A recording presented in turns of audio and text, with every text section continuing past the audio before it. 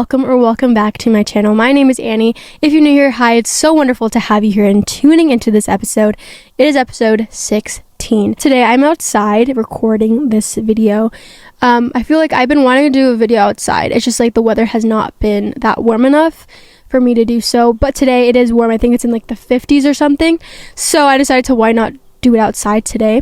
So it's a different setup and also just a different atmosphere, if you know what I mean. Also, this video, if the audio is not that great, it's probably because I'm outside. I'm gonna do my best to kind of figure it out, but I just wanted to throw that out there before I start. One more thing is that I think this video is probably going to be more on the shorter side. So even though it's going to be short, make sure to receive something from this because I know that the Lord is going to speak to you. So let's go ahead and get started with this episode 16 of the Annie Podcast.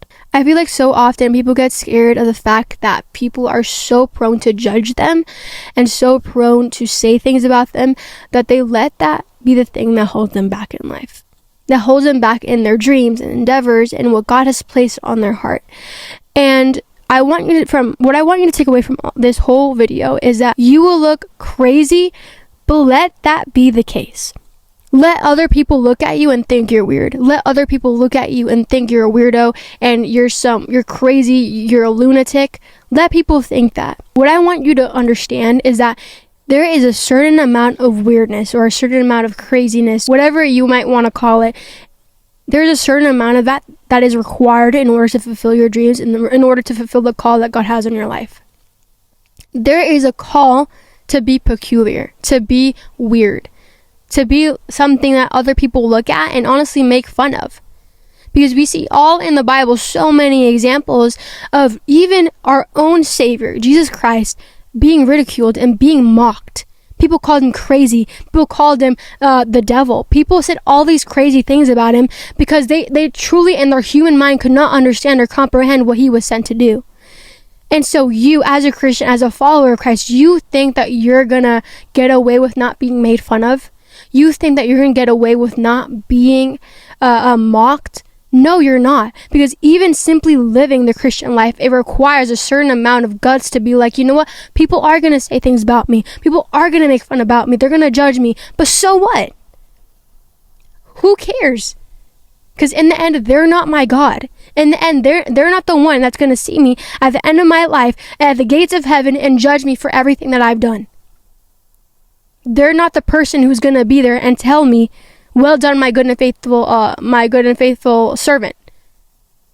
They're not going to say that. So I couldn't care less what they have to say.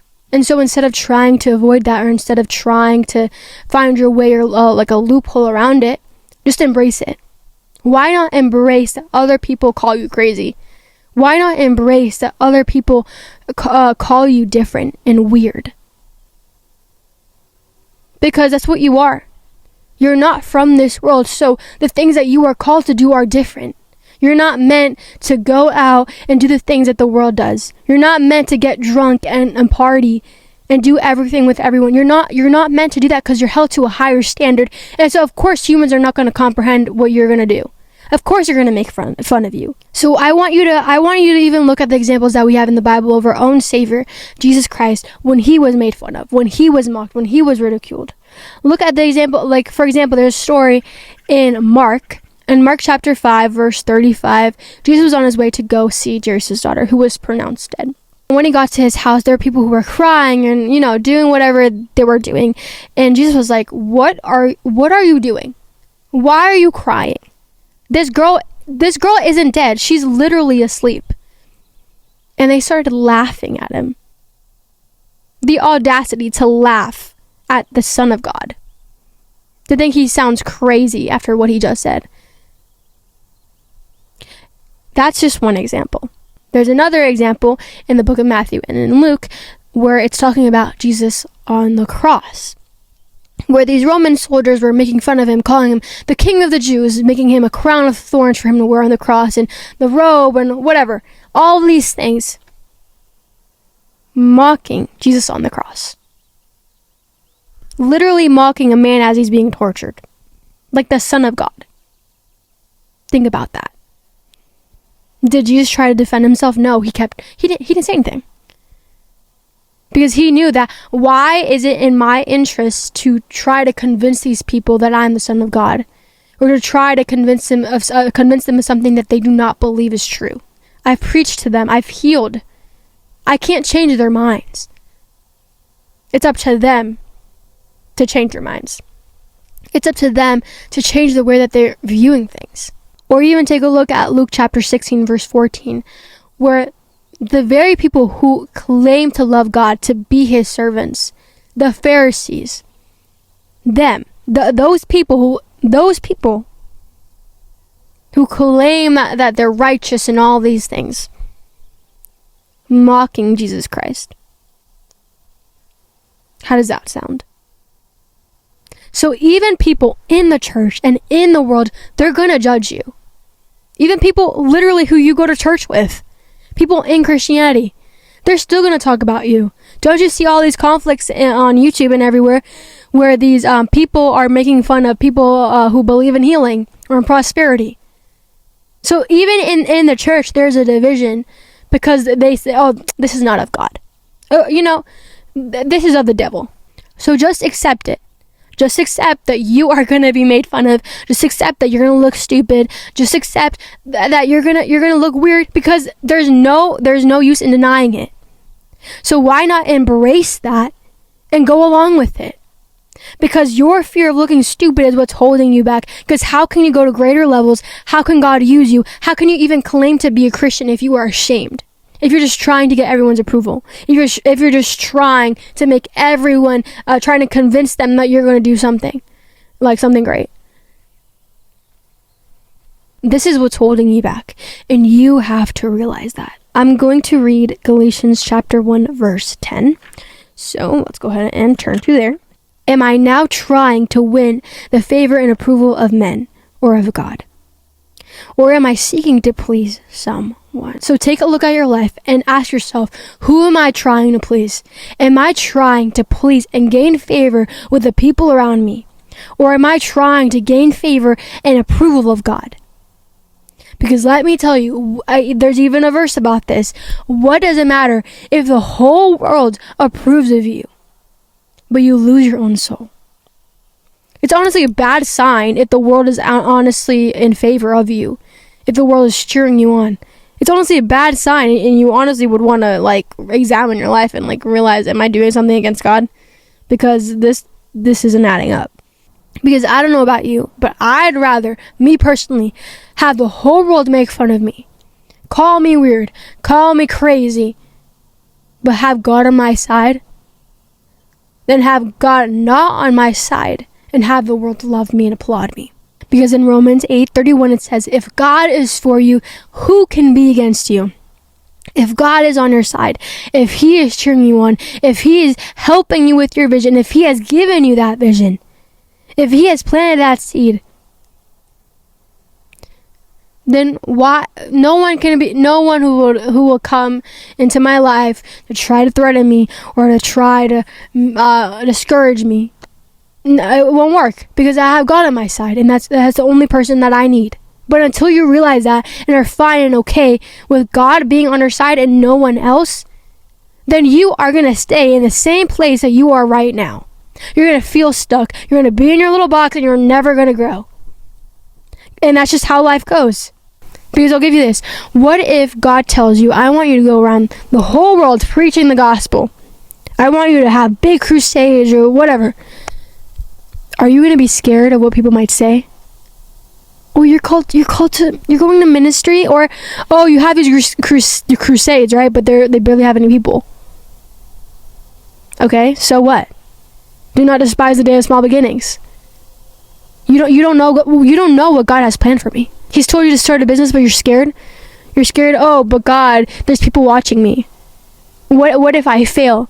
Do you realize how crazy that would be for you to question God and where he's going to take you because of some people? Don't let that be the reason you fail. Don't let that be the reason that you are held back in life, that you don't accomplish anything. Because that certainly didn't stop Jesus, or Paul, or Peter, or literally John, or anyone in the Bible.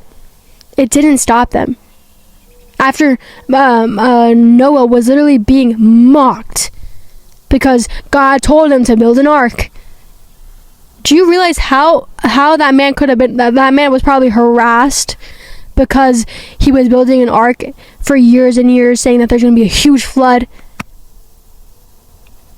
Don't you realize that? This whole book is basically examples of people who were mocked, who were martyred for their faith. People who literally died for Jesus Christ and the call of God on their life. People who didn't care or give two rips what people about what people said about them. We have a whole huge book of examples. Look at the pages. Read it for yourself. Look at David. He was undignified. He seems crazy, like a lunatic. He literally danced naked before the Lord. And so you think that you're going to avoid that? And I'm not saying, oh, you got to dance naked before the Lord. Please do not do that. I do not endorse that. Do not dance naked in front of people. But what I am saying, it requires that certain amount of like, I don't care, in order to move up higher. Because your fear, it's going to destroy your destiny. Let's be for real. It's going to destroy your destiny. Fear is a killer. It eats out anything that is good. Who cares what Aunt Susie or Aunt Betty says about you? Who says what your friend Susie Ann has to say? Who cares what Johnny Lou Who has to say? No one cares. Bro, no one cares. They're just people. They're going to die. Are they your God? Are they going to be your judge at the end of your life? No. At the end of your life, God is going to judge you on what you have done with what he has given you. So do you want to be one of those people that God says you could have done more? You didn't do enough, or you didn't get out of your comfort zone. You didn't do the things I called you to do because you were scared of what some people might have had to say. No, don't be like that person. If God is telling you to do something, realize it's for your benefit. Realize that he's not just doing it so you seem crazy. He's doing it so you can actually go somewhere. Because in the Bible, it literally says that my ways are not your ways. So you're not going to understand what I'm doing with your life. You're not going to understand where I'm taking you. Because, frankly, they're higher than what you could ever even imagine. And that's what it is all about, trusting God and having faith in him and having faith in his plan, that even if I look insane, I'm still going to do it anyways, because God is calling me to do this for a reason. Because he knows where I'm going. He knows the great things that I'm going to accomplish. So in order for you to make a mark in history, in order for you to be someone who is remembered for Christ, for his glory, you have to be someone who's peculiar, someone who seems weird, because that is what's required of you for you to go to the next level. So I know this is a short video, but I did want to make it because I feel like there's so many people who are maybe in a situation where they want to do something with their life. They want to, make a mark. They want to do great things. But how are you expecting to do those things if you were scared or if you are fearful of what man thinks? And so realize that man is not your judge. God will be the judge at the end of your life. So be encouraged, because you don't know how much you're going to do in life, but you just need to realize it and tap into your full potential, because God is greatly going to use you in ways that you cannot even comprehend. So thank you guys so much for tuning into this video. Make sure to like and subscribe to my channel. I'm going to be doing a rebrand of my podcast soon, which is super exciting, because I feel like in order for me to kind of reach more people and go to that next level, I have to make some changes with the podcast. And so stay tuned. It's not going to be right now, but it is going to be in the very near future. So make sure to stay tuned for that. And also, if you want to know more about my channel and all things ministry, make sure to check out my website, annieliz.com. And until next time, everyone, have the most amazing day. Be blessed and be joyful. Annie signing off. Bye, guys.